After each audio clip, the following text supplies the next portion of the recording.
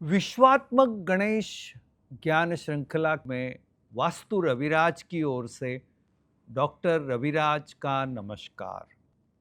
भगवान गणेश का जन्म कैसे हुआ इसके बारे में हम जान रहे थे, और साथ ही मैं कहूंगा उसमें गजमुख ही क्यों लिया, हाथी का सिर ही क्यों लिया। हो सकता है वहां पे शेर या सिंह का क्यों नहीं लिया, या फिर मैं कहूँगा कि ये गजसुंड का यानी हाथी की जो सुंड है उसका मतलब गणेश जी क्या बताना चाहते हैं। इनका लंबोदर यानी बहुत बड़ा पेट क्या संकेत देना चाहता है। गणेश जी की छोटी छोटी आंखें, इससे हमें क्या मतलब लेना है। और साथ ही साथ दोस्तों, हाथी के तो दो दांत होते हैं, फिर भी गणेश को एक दंत कहा गया है। हालांकि इस श्रृंखला में मैं आपको भगवान गणेश के सैकड़ों नामों से अवगत भी करने वाला हूं, और साथ ही साथ उसमें से कुछ नामों के पीछे यानी वो नाम रखने का कारण, उसकी कथा, उसका मतलब, वो भी मैं आपको बताने वाला हूं। तो बने रहिए। मैं इसमें यह कहना चाहूंगा कि भगवान गणेश के सैकड़ों नाम है। कभी उनको बाल गणपति के नाम से कहा जाता है क्योंकि सबसे प्रिय बालक इस रूप में। फिर कभी उनको भालचंद्र कहा जाता है क्योंकि इनके मस्तक पर भी चंद्रमा है।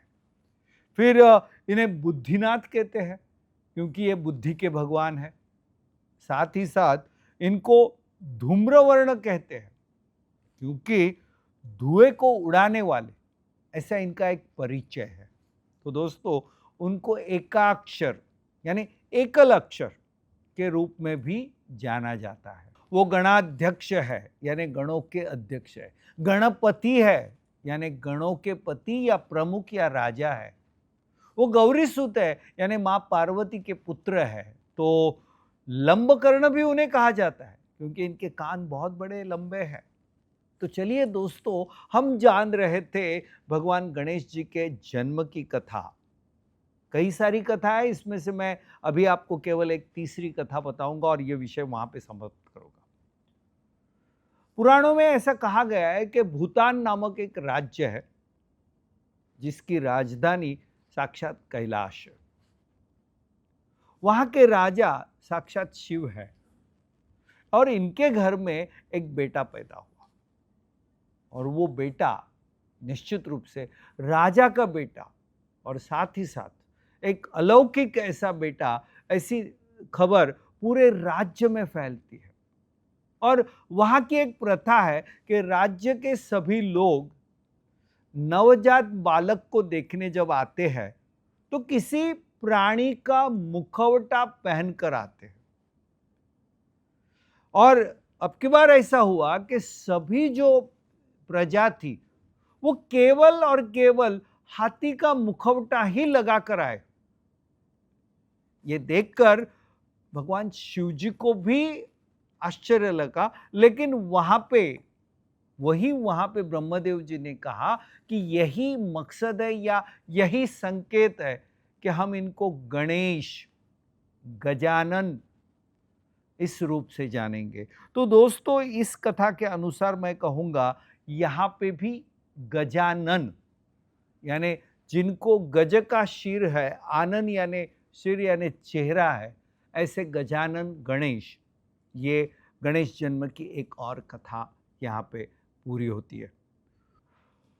दोस्तों, ईश्वर का परिचय देना और ईश्वर के माध्यम से हमें क्या संकेत या सीख मिलती है, इसके बारे में जब भी हम सोचते हैं तो मैं यहाँ पे हमारे ऋषि मुनियों के बारे में सचमुच उनके सामने नतमस्तक होना चाहूँगा, क्योंकि हमारे ऋषि मुनियों ने आध्यात्म, भगवान, या फिर जैसे मैं कहूँगा कि गीता के माध्यम से हमें जो जीवन धारा की सीख मिलती है, लेकिन ये सारी चीज़ें जो है वो सुनने में, समझने में और उसे जीवन में उसका अमल करने में, ये सारी चीजें बहुत कठिन लगती है। सुनना भी मुश्किल हो जाता है, लेकिन यही सुनना हमारे ऋषि मुनियों ने पौराणिक कथाओं के माध्यम से हम सबके लिए वो रंजक, इंटरेस्टिंग और इफेक्टिव बनाए हैं। तो चलिए दोस्तों, मैं यहाँ पर ईशावास्य उपनिषद के अनुसार ये बताना चाहूँगा कि ईशावास्य उपनिषद में भगवान के अस्तित्व के बारे में एक बहुत ही छोटा सा लेकिन बहुत ही इफेक्टिव ऐसा एक श्लोक दिया है। वो श्लोक कहता है, ईशावास्य इदम सर्वम, यानी ईश्वर का वास सर्वत्र है। ये पूर्ण सृष्टि ईश्वर से ही व्याप्त है। देखिए ना, हिरण्यकश्यप और भक्त प्रहलाद की कथा क्या है इसमें? एक उस वक्त का एक बहुत शक्तिशाली राक्षस, और एक राक्षस के घर में एक बच्चा पैदा होता है जो भगवान विष्णु का निस्सीम भक्त है। अब हिरण्यकश्यप को भगवान विष्णु के बारे में पूर्ण रूप से घृणा है, उन्हें उनके बारे में गुस्सा है। हालांकि हिरण्यकश्यप खुद विष्णु की जगह पर बैठना चाहते हैं, यह उनकी एक ख्वाहिश है, लेकिन उनका मूल तत्व जो राक्षसी है, जिसकी वजह से वो वहां तक पहुंचना दूर दूर तक असंभव हो जाता है। लेकिन उसी वक्त उनका अपना बेटा भक्त प्रहलाद, जिसे भगवान विष्णु पर उसकी निस्सीम श्रद्धा है, भक्ति है, और वो इतना भगवान विष्णु की भक्ति में एक तरह से एक हो जाता है, तल्लीन हो जाता है। वो अपनी सारी भूख, प्यास सब कुछ भूलकर भगवान विष्णु की भक्ति में मगन हो जाता है। और यही बात हिरण्यकश्यप को अच्छी नहीं लगती है। ऐसे ही एक बार इस पिता पुत्र में जब संवाद चल रहा था, तो ऐसे ही हिरण्यकश्यप जी ने पूछा, क्या इस खंबे में तुम्हारा भगवान है? तो उस वक्त प्रहलाद ने कहा, उस खंबे में भी भगवान है। लेकिन दोस्तों, इस प्रसंग के पहले मैं आपको हिरण्यकश्यप के बारे में एक बात और बताना चाहूंगा। हिरण्यकश्यप ने भगवान से एक ऐसा वरदान प्राप्त किया था कि उसको मौत न आए, या फिर उसकी मौत न किसी भगवान के माध्यम से हो, न किसी राक्षस के माध्यम से। उसकी मौत न दिन में होगी न रात को होगी। उसकी मौत घर के अंदर नहीं होगी, घर के बाहर भी नहीं होगी। और यहां तक कि उसके मौत का जिम्मेदार कोई सजीव या निर्जीव नहीं होगा।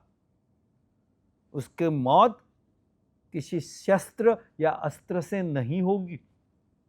इस तरह का उसने एक वरदान भगवान से प्राप्त किया है, और इसी वजह से वो एक उन्मत्त रूप में दुनिया में सैर करता है।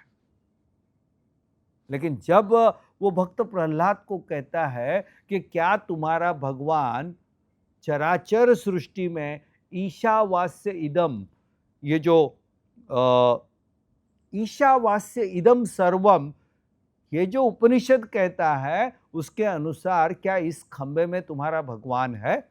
भक्त प्रहलाद को अपने भगवान पर पूर्ण विश्वास। वो कहता, क्यों नहीं, इस खंबे में भी हमारा भगवान है। तो हिरण्यकश्यप तुरंत एक जोर से लात मारकर उस खंबे को तोड़ देता है। वो खंबे के टूटते ही उसी में से भगवान विष्णु नरसिंह रूप में प्रकट होते हैं। नरसिंह रूप एक ऐसा रूप है जिसमें धड़ तो, शरीर तो इंसान का है, लेकिन चेहरा शेर का है, सिंह का है। अब दोस्तों, ना तो इंसान है, ना तो राक्षस है, ना प्राणी है, ना पशु मात्रा कोई है। और ना ही कहीं से जन्मा हुआ है, प्रकट हुआ है। दूसरी बात, इसी नरसिंह ने दरवाजे की चौखट पर नरसिंह ने हिरण्यकश्यप को अपनी जंगाहों पर लेकर दरवाजे की चौखट पर बैठ गए हैं, यानी न घर के अंदर न घर के बाहर। और वो शाम का समय है, सूरज डूब रहा है, न दिन है न रात है। और ये नरसिंह अपने नाखूनों के माध्यम से हिरण्यकश्यप का पेट फाड़ कर उसका अंत करते हैं। इसका मतलब न शस्त्र से, न सजीव से, न निर्जीव से। सो दोस्तों, एक बात याद रखिए, जब जब भी इस पृथ्वी पर अनाचार अत्याचार बढ़ जाता है तो निश्चित रूप से भगवंत यहाँ पर आते हैं और उन सभी बुरी चीजों का नाश करते हैं। अब जैसे मैंने कहा कि हमारे सारे वेद, उपनिषद या पुराण ग्रंथ जो हमें सीख देना चाहते हैं, तो इस कथा के माध्यम से हमारे ऋषि मुनि हमें क्या सीख देना चाहते हैं? तो इससे पहला निष्कर्ष ये है कि मौत अटल है, किसको भी नहीं चूकने वाली है। सबको एक दिन मृत्यु के पास जाना ही है। दूसरी बात, भगवंत चराचर सृष्टि में ईशावास्य इदम सर्वम, सब पूर्ण सृष्टि में चराचर सृष्टि ईश्वर व्याप्त है। इसीलिए भगवान विष्णु एक खंबे यानी स्तंभ के माध्यम से निर्माण होते हैं। और तीसरी सबसे महत्वपूर्ण बात यह है कि भक्त प्रहलाद की अटूट आस्था, विश्वास भगवान के प्रति। दोस्तों, एक बात याद रखिए, भगवान कभी भी हमें ऐसे नहीं कहते हैं कि मेरा जाप इतने 1000 बार करो, इतने लाख बार करो। भगवान इतना ही कहते हैं कि जो भी भक्ति करोगे, चाहे वो कुछ क्षणों की हो, लेकिन पूर्ण आस्था से, पूर्ण दिल से करो। तो दोस्तों, चलिए अब हम गणेश जी के बारे में एक बात जानना चाहेंगे कि इन्हें गणाधीश, गणाध्यक्ष, गणराज, गणपति, ये सब नाम विधान कैसे प्राप्त हुए, क्यों? इन्हें गजमुख क्यों दिया गया? किसी शेर या सिंह का क्यों नहीं दिया गया? सिंह तो जंगल का राजा है, उसके माध्यम से एक यानी राजा का सिर अगर देते थे तो शायद उसका कुछ और मतलब आ सकता था। नहीं दोस्तों, यहाँ पे हमें ये सीख देना चाहते हैं कि ये जो गजमुख है, इसमें इनकी आंखें बहुत छोटी है।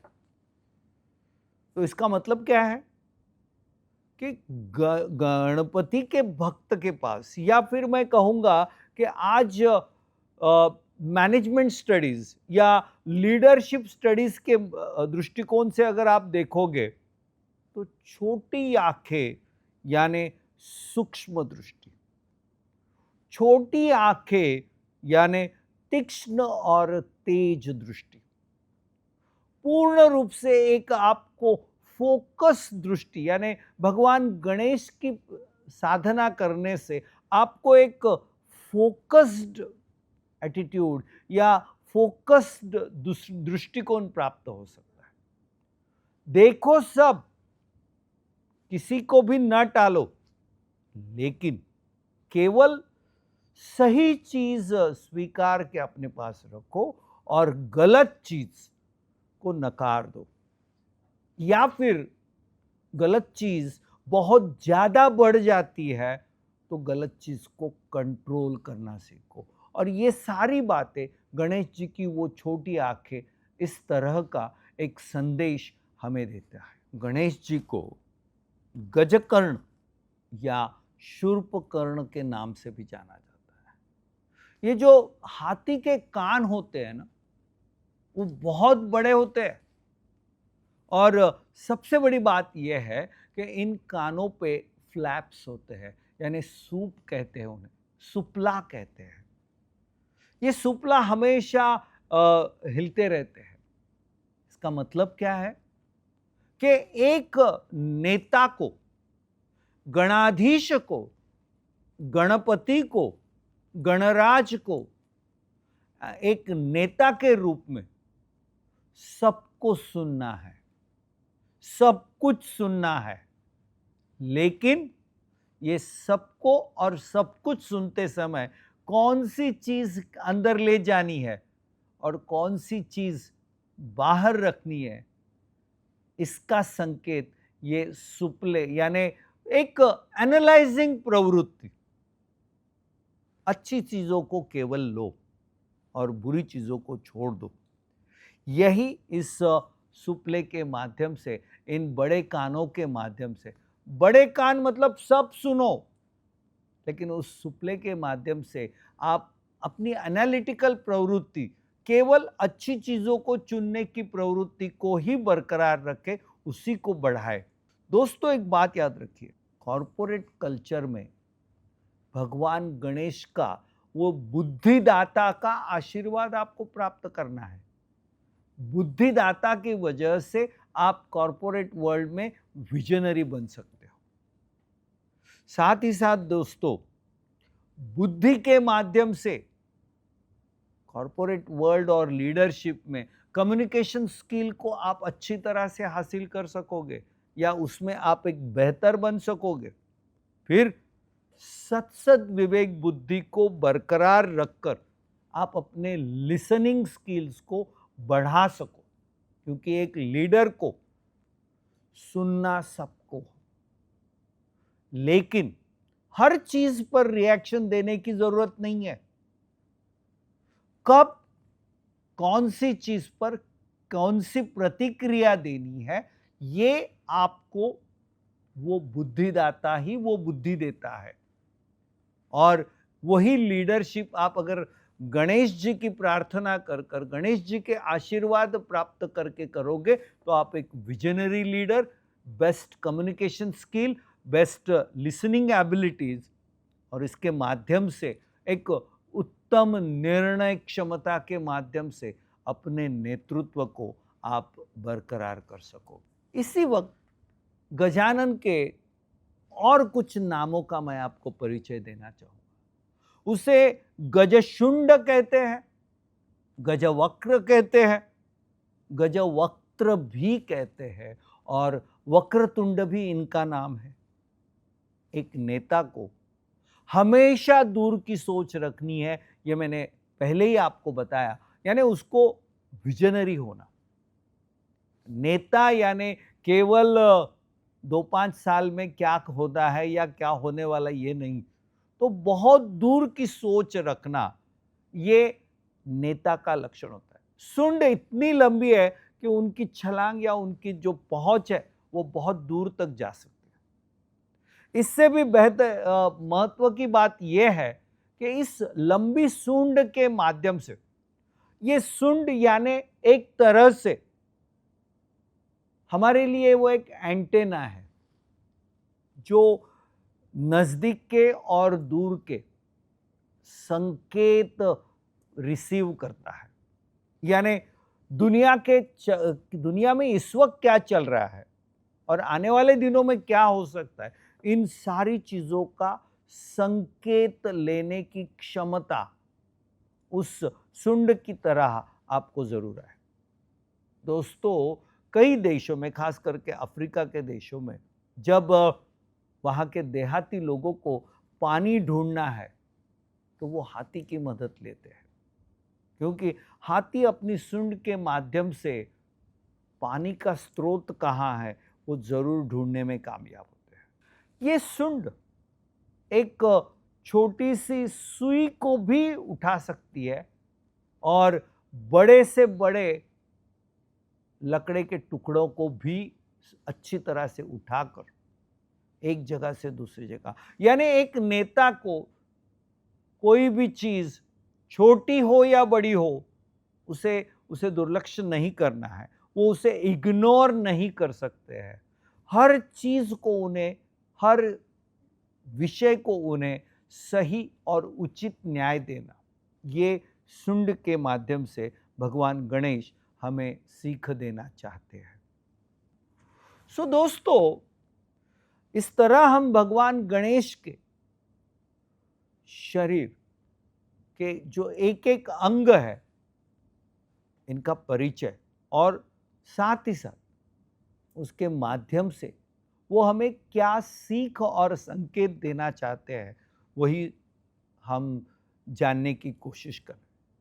इसी श्रृंखला में अब हम जो उन्हें लंबोदर कहते हैं, यानी बड़ा पेट, उसका मकसद क्या है, उसके पीछे क्या राज है, अगले एपिसोड में जरूर इस बारे में सुनते हैं।